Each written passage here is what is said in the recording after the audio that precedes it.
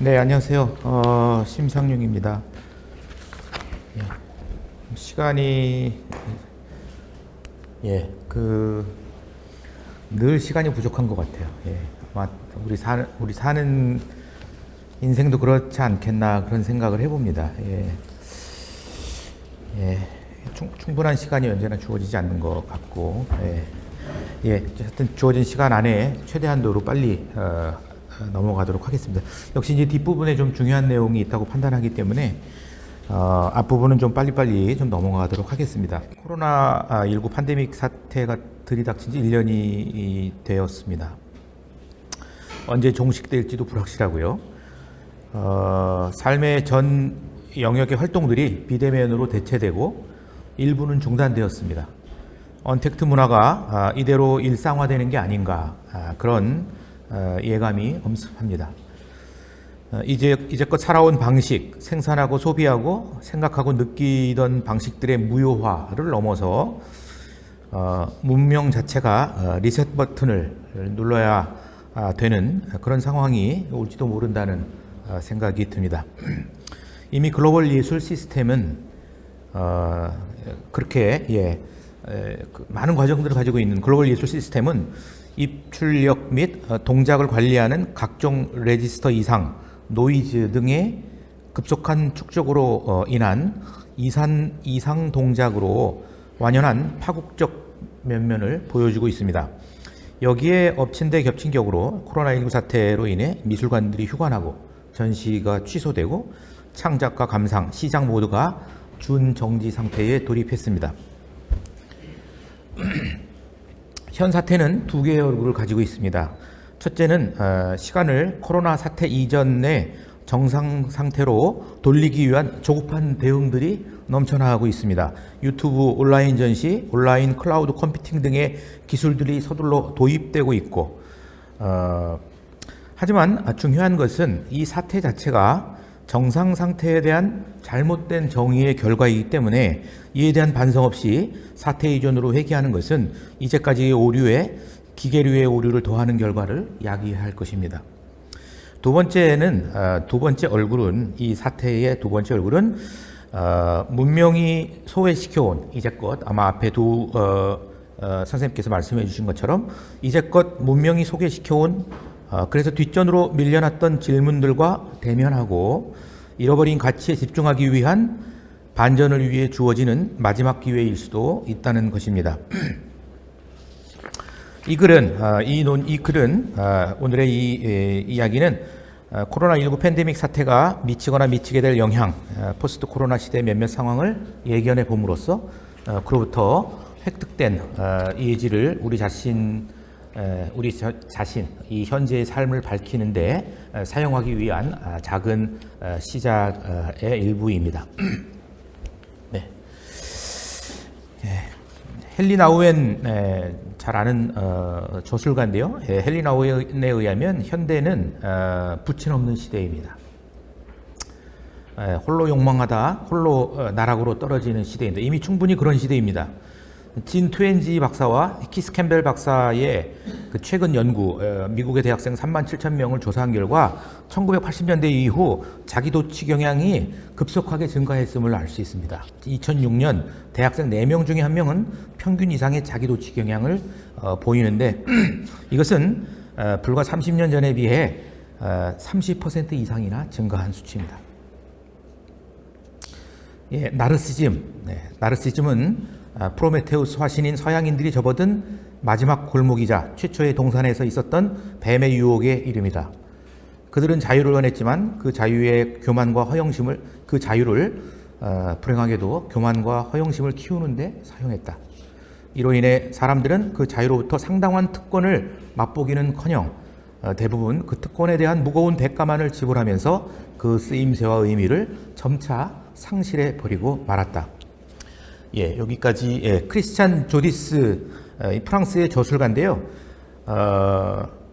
이 사람에 의하면 서구의 근대 지성이 길을 잃어버리는 것은 필연의 산물이야, 필연적이다, 피할 수 없었다, 그런 얘기를 합니다. 그러면서 이기주의와 개인주의, 뭐 이런 얘기를 하는데요. 그러니까 이제 서구의 근대 지성, 근대 문명이 베풀고 남들과 함께 나누어야 할 필요성을 망각한 채, 이 대상에는 자연도 포함되겠죠. 부질없고 서글픈 홀로서기를 연습하는데 인생의 거의 전부를 소모하는 삶을 살아간다. 그리고 그러다가 그런 삶을 살아가다가 낯익은 자치 기억에 대한 최소한의 존중마저 짓밟힌 병실이나 노인 보호 시설로 향하고 그곳에서 프로메테우스의 후계자라고 하기에는 너무나 초라한 모습으로 비참한 최후를 맞이한다. 예. 쓰임새와 의미를 잃어버린 신라권의 대표적인 행위들 가운데 하나가 예술, 특히 대문자 A로 시작되는 위대한 예술일 것입니다. 그것은 자유를 추구하는 자유의 추구를 둘러싼 치열한 정신행위를 지칭하는 것이었지만 한때 오늘날엔 그 자유정신의 실패를 여지없이 보여주고 있습니다. 근대미학의 추구도 인간이 무한대의 자유를 경영할 자질을 갖춘 존재인가를 증명하고자 하다가 그만 길을 잃어버리고 만 형국입니다. 많은 사람들이 동의하듯이 그 결과는 오늘날 매우 뼈아픈 것입니다.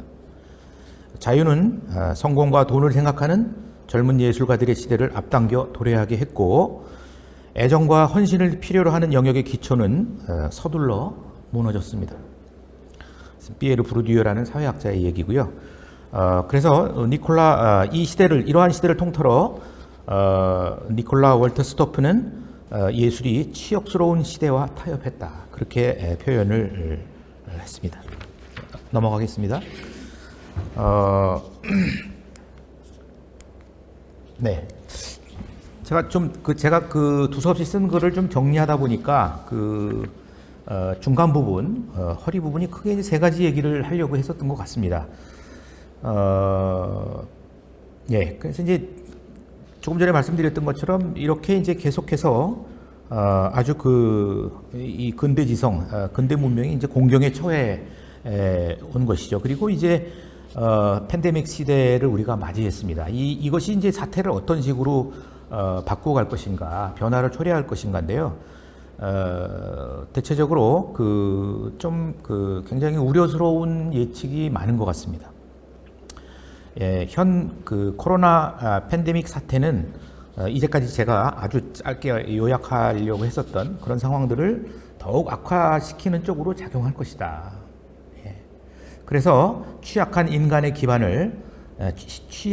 인간의 기반을 더욱 급속도로 취약하게 만들어갈 개연성이 크다. 예. 예. 우리는 인터넷 안에서 만나죠. 예. 그것이 제공하는 기술적 한계와 가능성 안에서 만나고 소통합니다. 이제 우리의 소통, 우리의 삶의 점점 더 많은 부분들이 이 인터넷 환경에 이제 의존할 수밖에 없다는 것인데, 이 인터넷 환경은 우리가 생각하는 것보다 훨씬 더 실제 세계보다 훨씬 더 위험할 수 있다. 그 안에 코로나 바이러스하고는 전혀 다른 종류의, 그렇지만 저도 인간을 위협한다는 점에서는 훨씬 더 위협적일 수 있는 그런 바이러스들이 작동하고 있다는 것이죠.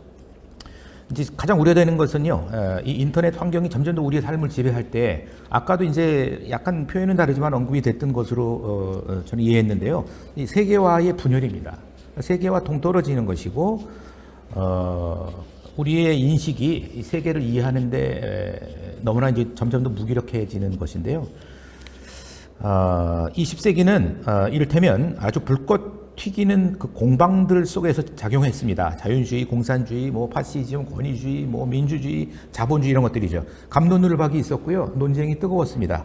하지만 인터넷 시대가 점점 이게 진화하면서 이제 앞으로는 지금도 이미 어느 정도 그렇지만 이제 역사가 그렇게 진행되지 않을 것이다. 진보, 보수, 민주주의, 권위주의도 부재할 것입니다. 왜냐하면 인터넷 환경 안에서는 논쟁이 그다지 선호되지가 않습니다.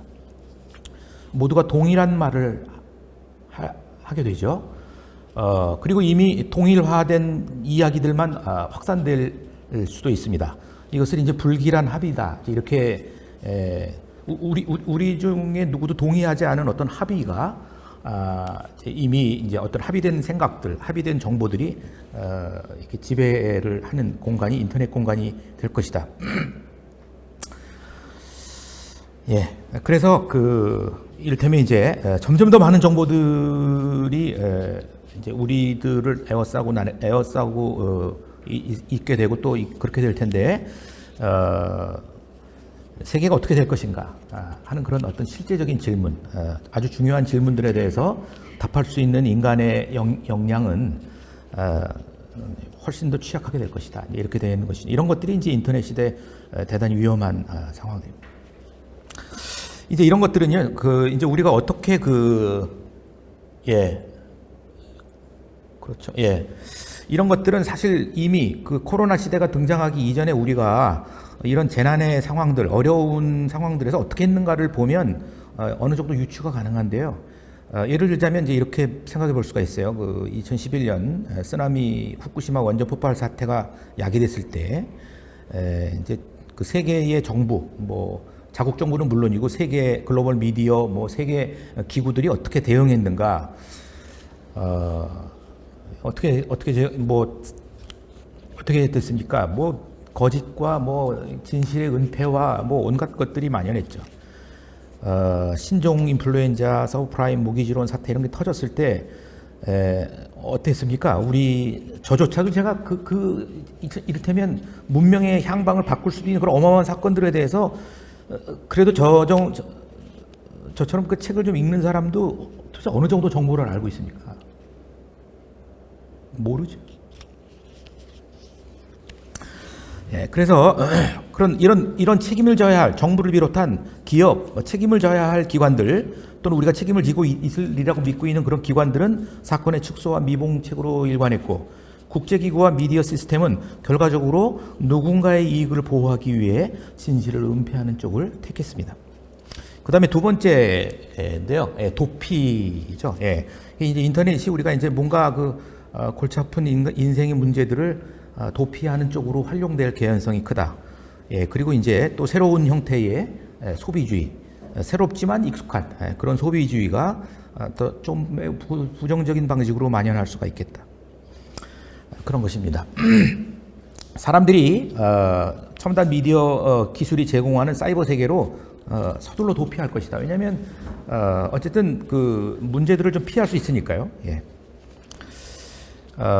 그래서 도피로서의 소비가 훨씬 더 만연할 수 있다. 언택트 상황이 일상화될수록 첨단 컴퓨터 기술이 예술과 창작 매개에 아주 직접적으로 개입할 것이에요. 그것이 제일 중요한 건 이제 그것이 제공하는 알고리즘인데요. 그러니까 이미 전부 다 여과가 되고 이미 이제 검증된 걸러진 정보들만 만나게 되는 것이죠. 그러니까 더 나쁜 방식의 소비가 더 나쁜 방식으로 소비가 될 것이라는 겁니다. 왜냐하면 이제 상품이나 정보나 이런 것들이 이미 다 이제 일종의 이제 검열을 마친 것이 될 개연성이 크기 때문에 이미 코로나 사태 이전부터 사람들은 미소 짓는 기계, 배우자나 음악에 대한 취향을 예측하는 프로그램, 아이들에게 외국어를 가르치는 로봇 등 인공지능의 발전상에 크게 고무되어 있어요. 그리고 이 언택트 시대를 맞이하면서도 이런 기계들이 이런 문제들을 아주 잘 해결해 줄 것이라고 믿고 있습니다. 예. 심지어는 그것이 아주 신경안정제 역할을 하기도 하죠. 기계가 더 똑똑하고 자율적인 형태의 생명이 될 것이고, 따라서 기계를 도구 이상의 동료 피조물로 여겨야 한다는 담론들이 아까 바로 전에도 부분적으로 언급됐습니다만 이런 담론들이 크게 유행하고 있습니다. 넘어가야 되나요? 예. 아까 김성원 교수님 할 때 인공지능 얘기가 나왔는데요. 딥러닝의 눈부신 발전이 만들어내는 초지능, 슈퍼 인텔리전스가 목전에 다가와 있습니다. 이 특이점이 온다.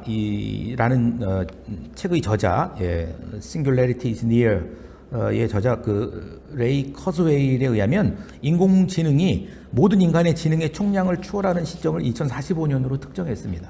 이때서부터 우리가 우려하는 그런 그 기계가 인간을 지배하는 다양한 방식으로 그리고 심지어는 인간이 그러한 지배를 기꺼워하는 이런 상태가 여러 가지 방식으로 비록 초보적인 방식이 초보적일지언정 아마 시작이 될 것이다. 초지능이 새로운 구원으로 기대되는 제가 그 어떤 얘기를 들었는데요. 이미 인공지능이 이 슈퍼 인텔리전스가 놀라운 단계여서요. 그 슈퍼 인텔리전스한테 물어봤답니다. 아까 이렇게 그 구글에다 김성희 교수 물어봤다고 하셨는데 슈퍼 인텔리전스한테 물어봤대요. 예, 지금 현재 21세기를 살아가는 인류한테 한마디만 이 지혜의 한마디를 얘기해달라. 뭐라고 얘기했냐면 그 인텔리전스가 너희가 더 사랑해라. 그렇게 이야기를 했다는 겁니다. 예, 그래서 이제 소름이 끼쳤다고. 왜냐하면 이게 성서의 얘기하고 너무 비슷하잖아요. 그래서 정말 저도 이제 그런 얘기를 이렇게 들으면서 이게 충분히 이런 시나리오가 충분히 가능한 시나리오겠구나 그런 생각이 들었습니다. 어쨌든 그 컴퓨터 과학자 제론 러니어에 의하면 이러한 생각 이미 벌써 기계에 대한 어떤 낭만주의적인 이 담론들 그런 선동들이 컴퓨터에 대한 우리의 생각들을 굉장히 부드럽게 마사지하고 그래서 그 결과 이제 우리가 굉장히 어떤 희망적으로 이렇게 예측하고 있는데요. 이 제론 러니어에 의하면 삶에 대한 우리의 가정을 궁극적으로 해로운 방식으로 재구성할 것이다.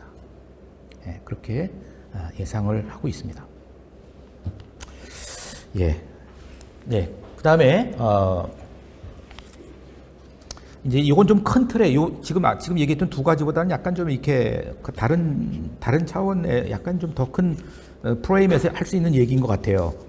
이제 문제는 뭐냐면 이렇게 될 것인데 문제는 이런 식의 취약한 점을 감시하거나 견제할 수 있는 세계적인 공적 기제가 존재하지 않는다 하는 것입니다. 이제 예루살렘 그 히브리 대학교의 사상가 유발 노아 하랄이라는 그 사람에 의하면 놀랍다는 거예요. 왜냐하면 인터넷이 우리 삶을 송두리째 바꿔놨는데요. 이 인터넷이 어떻게 만들어졌습니까? 아무도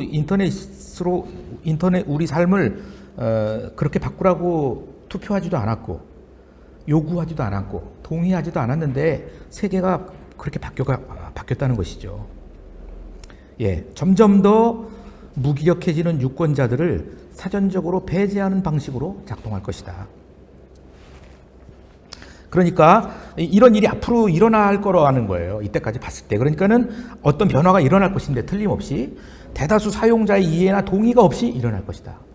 두 번째, 몇 명의 엔지니어가 내린 결단이 결정적으로 작용할 것이다.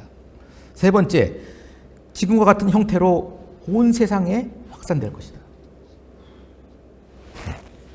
이런 점 때문에 아마 제런 러니어가 얘기한 것처럼 아마도 이 컴퓨터가 점점 더 지배적인 인터넷과 컴퓨터 환경이 점점 지배적인 그런 그 시대는 아마도 우리 삶이 점점 더 나쁜 방식으로 재구성되는 아마 그런 측면이 아닐까 이렇게 이제 염려하고 있는 것입니다. 그러는 와중에 이런 심각한 그리고 불길하고 그런 그 예측이 이미 만연한 상태에서 코로나 사태로 우리가 맞았습니다. 이미 축적된 오류만 하더라도 감당할 수 있겠는가 하는 것인데 이제 코로나 사태가 온 것이죠. 저도 한 가지만 예를 들면 식량 문제만 예를 들게요. 2021년이 이제 올해죠. 이게 이제 작년 말에 나온 기사인데요. 2021년에 이제 당장 이제 심각한 문제가 나타날 것이다. 근데 그 중에 제일 큰 게 하나가 이제 식량 문제입니다.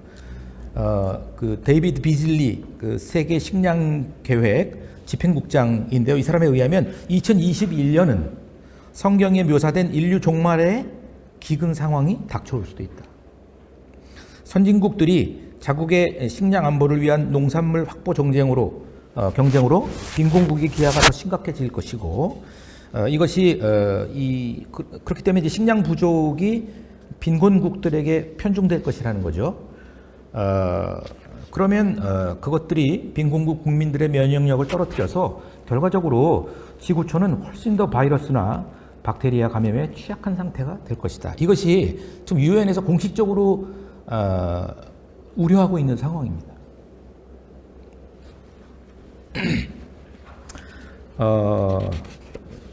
그리고 당장 한 3개월에서 6개월 안에, 그러니까 아마 올해 상반기 정도에 20개국 정도가 심각한 식량 부족에 처하게 될 것인데요. 그 중에는 이제 북한이 포함되어 있습니다. 네. 북한은 이제 그 중에서도 이제 특히 이제 지난 2년 동안 최악의 작황으로 인해서 전체 인구의 40%인 1,000만 명 이상이 심각한 식량 불안에 이제 봉착하게 될 것이다. 그런 생각합니다.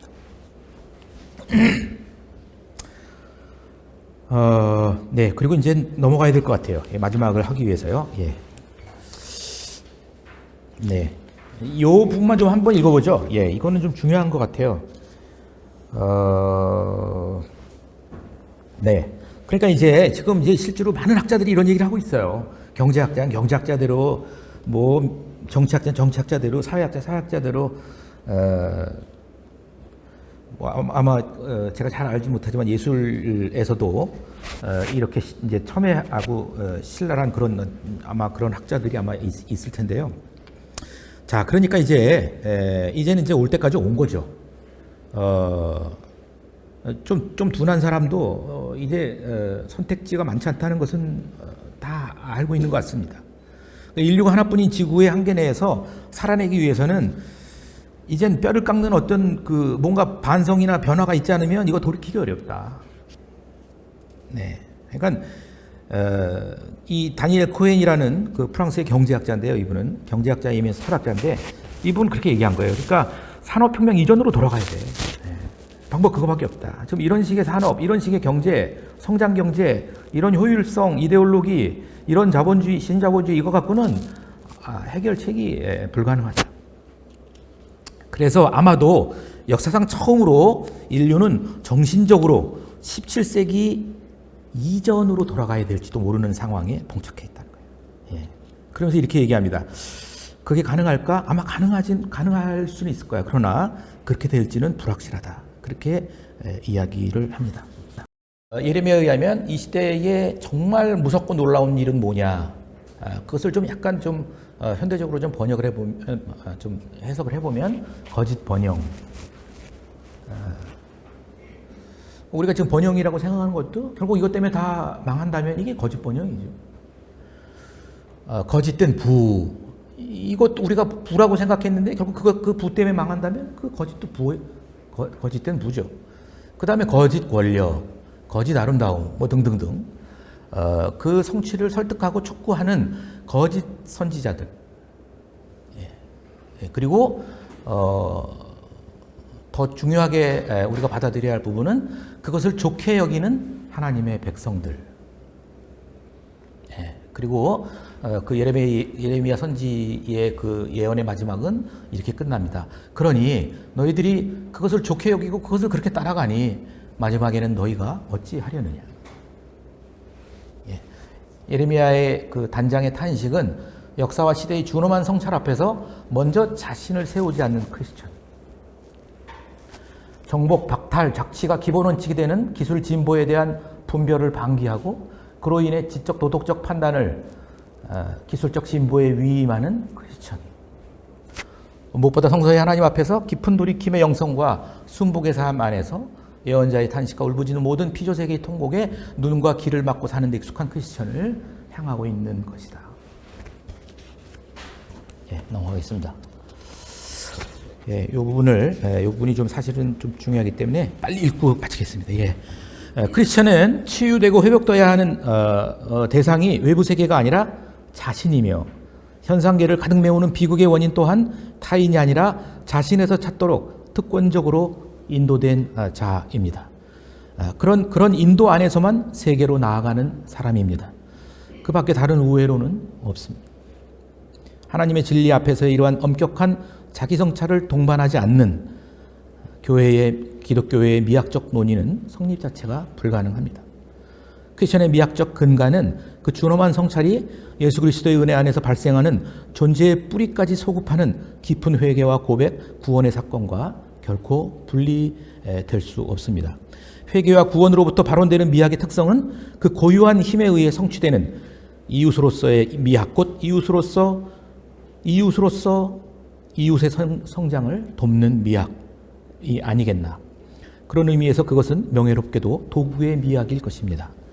그것은 거듭난 체온으로 피조세계의 생명체와 사물들을 이웃으로서 한껏 포용하는 힘의 미학입니다. 왜 힘의 미학입니까? 그 힘이 아니고선 파커 제이 파머가 이야기한 것처럼 타자의 경험이 우리의 마음을 부수어 열리도록 하는, 즉 하나님의 피조세계의 진정한 이웃으로 서는 것이 불가능하기 때문입니다.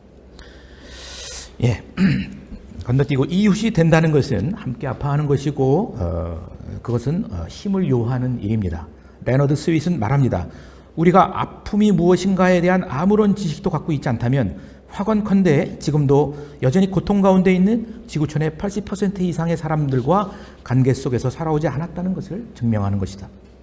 생각해 보십시오. 만일 지구촌의 80% 이상의 사람들과 관계 속에 있지 않다면, 그 관계 속에 있는 것에 무관심한 것이라면 그것이 무슨 의미겠습니까?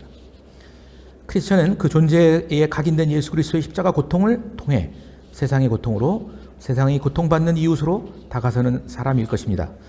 크리스천의 미학이 정서적 차원의 유희를 넘어서야 하는 이유가 이렇습니다. 우리는 포스트 언택트 시대에 달라진 기술 환경에 대해서 간략하게 이야기했지만 늘 그래왔듯 그 또한 변화의 연속일 것입니다. 언택트가 일상화되고 디지털 기술 체계가 더 교묘하게 삶을 통제하게 되더라도 달라지지 않는 것은 우리가 가치의 근원인 사람을 끊임없이 창조의 원 상태로부터 더 멀리 떨어진 흐릿한 것으로 만들고 싶어하는 힘들에 둘러싸여 있고 종종 대립이 불가피하고 종종 실패하기도 한다는 사실입니다. 그럼에도 불구하고 변함없이 중요한 것은 진짜 가치인 사람됨을 지켜내는 것이고, 크리스천은 그렇게 할 수 있는 힘의 원천에 대해서 알고 있는 사람일 것입니다. 예수 그리스도 그분이 바로 그 힘의 원천이라는 사실 말입니다. 예, 이것으로 제 발표를 마치겠습니다.